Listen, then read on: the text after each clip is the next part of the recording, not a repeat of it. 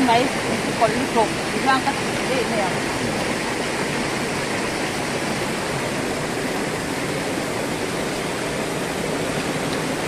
được về nốt còn mấy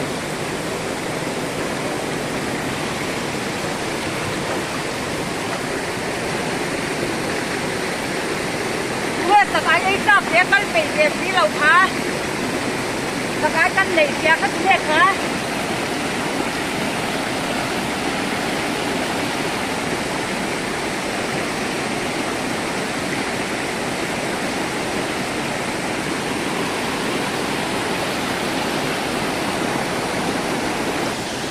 này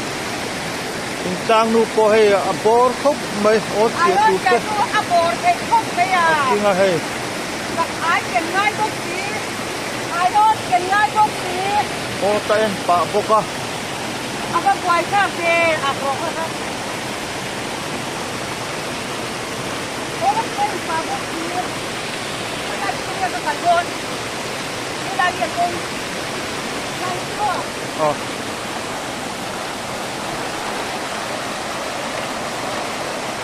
nhiều cũng có nhiều mà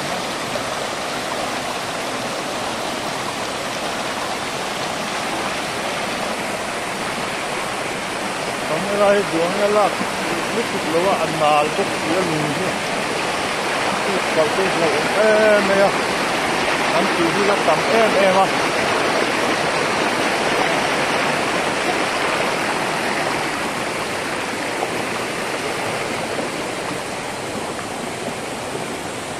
nó lại còn để à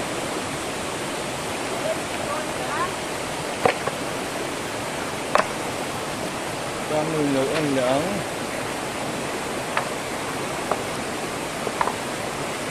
đây cái xuân lụa hai con thì tùy theo nấu cam về hết có vàng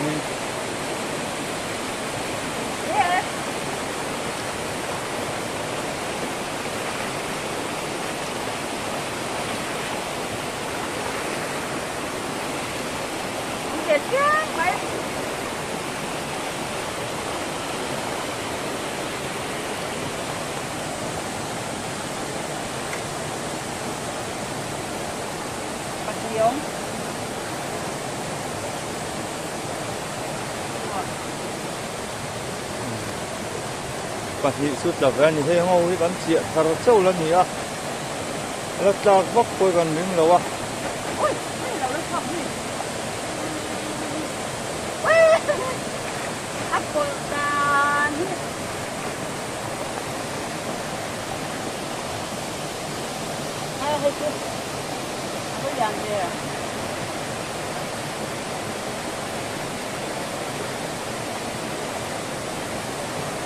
agak hàn cột thế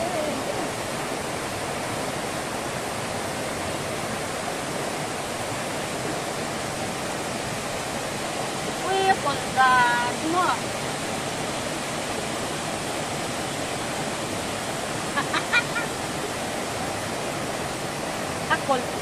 cột về mà ê cái rong này những chuyện không là vắt sụp luôn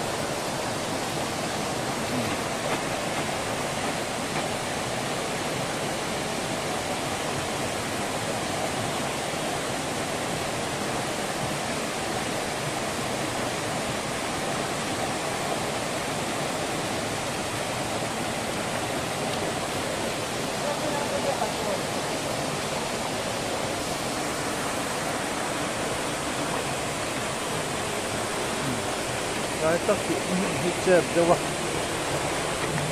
ôi trời thế lắm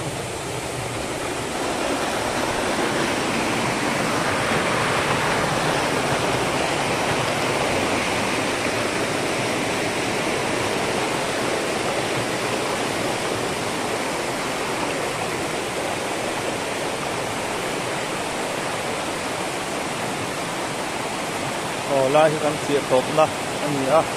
at saka hin an tia bel hlek dona an en le wa sa tin tang nu hian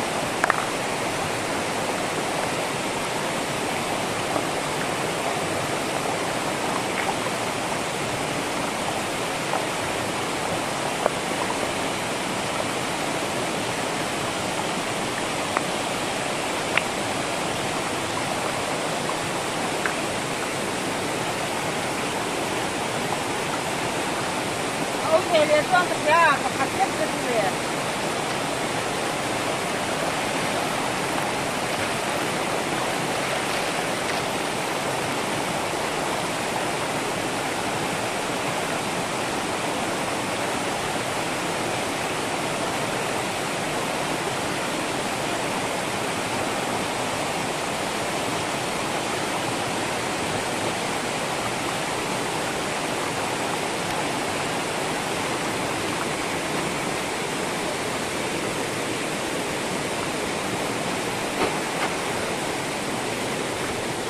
rồi Phật